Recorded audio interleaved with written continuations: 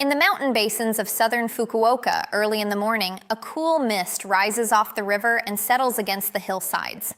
Trapping moisture, softening the light, it doesn't lift for hours. And to the tea farmers here, that mist isn't weather to wait out, it's the secret ingredient. Here's what most people don't know about Japanese green tea. It's almost all the same plant. The wild differences in flavor from one region to the next aren't about the species at all. They're about place. Grow that same plant 50 kilometers away and you get a tea so different it seems to come from another world. So where does this story actually begin? It begins in Uji, a small city on the Uji River just south of Kyoto, and it begins with a monk. In the year 1191, a Zen priest named Eisai brought tea seeds back from China to Kyoto, and Buddhist monks began planting those seeds around the temples and the towns nearby, one of which was Uji. There's a spot there, the Obukudani area at the foot of Mount Jubu, that's regarded as the very first birthplace of Japanese tea cultivation.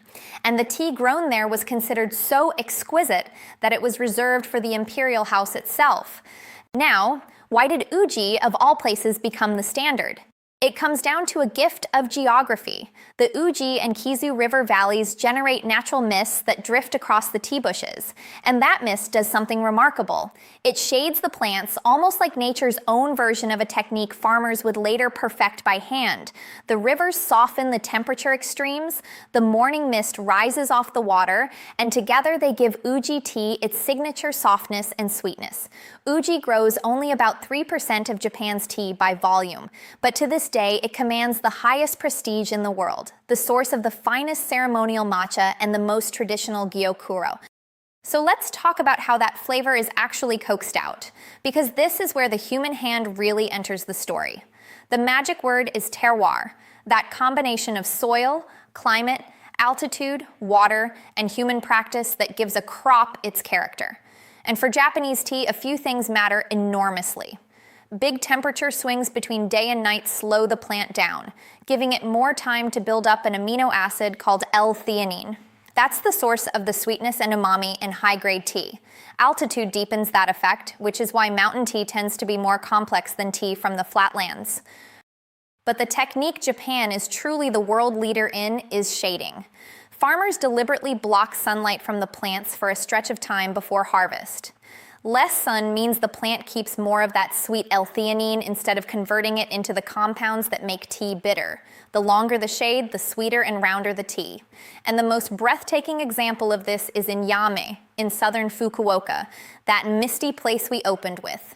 Yame produces around 45% of all Japan's Gyokuro, the highest and most labor-intensive grade of green tea.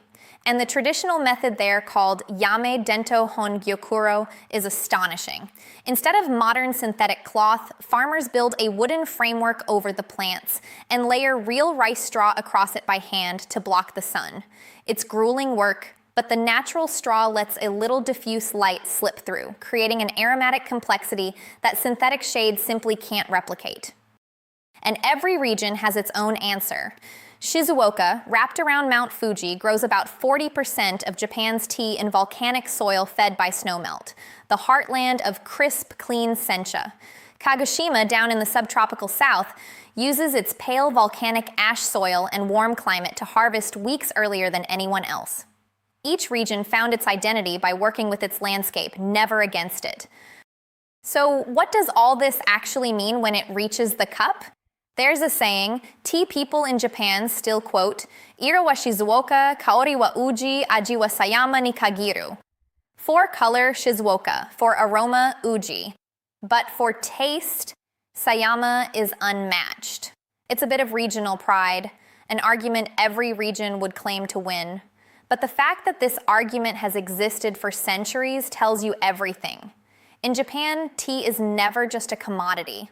It's a conversation between a plant, a place, and the people who've spent generations learning to draw out the best in both.